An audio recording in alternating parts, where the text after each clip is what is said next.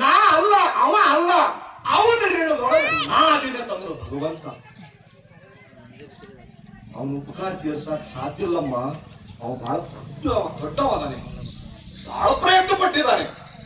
ಹಿಂಗ ಅಂದುಕೊಂಡೆ ಸೀತಾದೇವಿ ಏನು ಮಾಡಿದ್ರು, ತನ್ನ ಕೊಳ್ಳಾದ ಒಂದು ಮುತ್ತಿನ ಹಾರ ಹನುಮಂತರಾಯಗೆ ಕೊಟ್ಟು ಬಿಟ್ರು.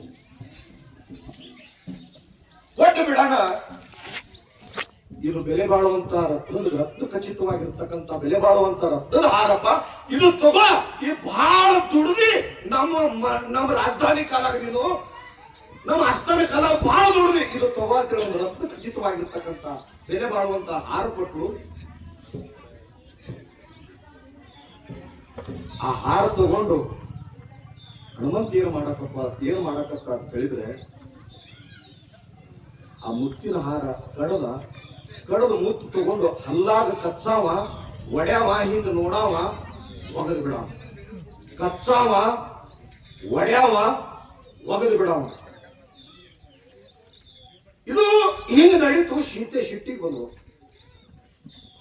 ಅಲ್ಲೋ ಮಾರುತಿ ಅಂತ ನೋಡಕ್ಕೆ ಶೆವಟಿಗೆ ಕೋತಿನಿ ಅದೇನು ಅದೇ ವಂಶದವ ಇದ್ದಿ, ಅದೇನು ಅಂತ ಕೇಳೋದಕ್ಕೆ.